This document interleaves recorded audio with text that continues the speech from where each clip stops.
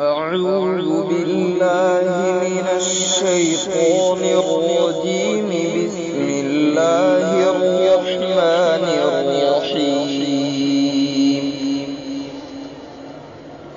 ألف لام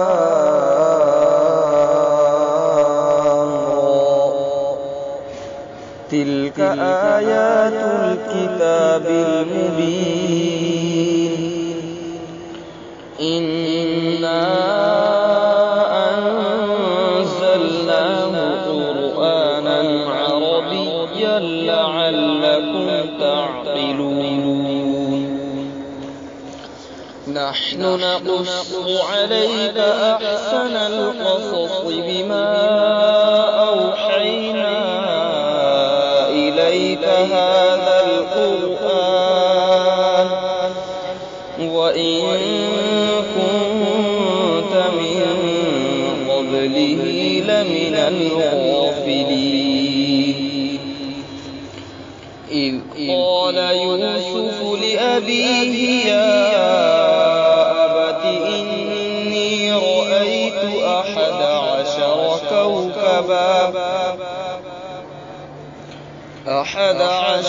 كوكبا والشمس والقمر رأيتهم لي ساجدين.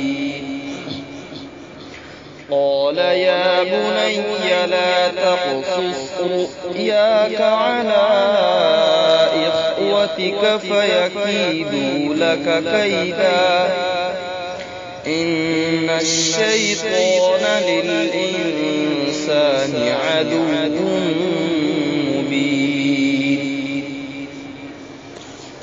وكذلك يجتبيك ربك ويعلمك من تأويل الأحاديث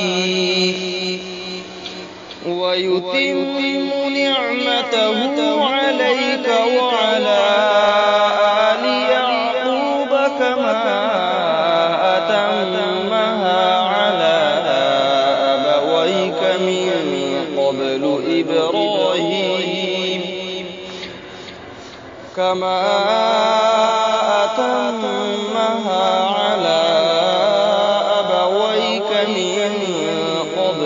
إبراهيم وإسحاق إن ربك عليم حكيم.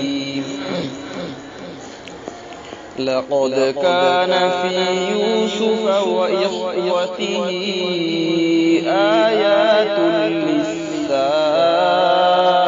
للسائلين إذ قالوا ليوسف وأخوه أحب إلى أبينا منا ونحن عصبة إن أبانا لفي ضلال مبين.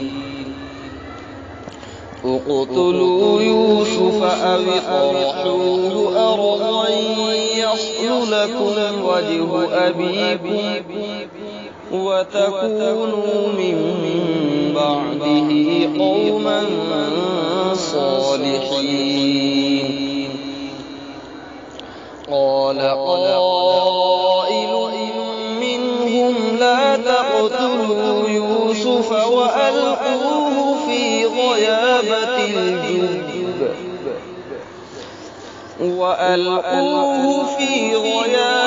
الجب يلتقطه بعض السيارة إن كنتم فاعلين. قالوا يا أبانا ما لك لا تأمنا على يوسف وإنا له لناصحون. قالوا يا أبانا ما لك لا تأمنا على يوسف وإنا له لناصحون.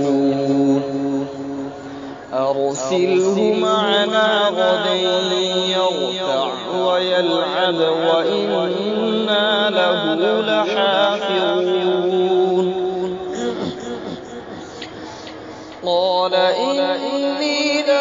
يحزنني أن تذهبوا به وأخاف أن يأكله الذئب وأنتم عنه غافلون قالوا لئن أكله الذئب ونحن عصبة إنا إذا لخاسرون فلما ذهبوا به وأجمعوا أن يجعلوه في غيابة الجب وأوحينا إليه لتنبئنهم بأمرهم هذا وهم لا يشعرون وجاءوا أباهم عشاء يبكون قالوا يا أبانا إنا ذهبنا نستبق وتركنا يوسف عند متاعنا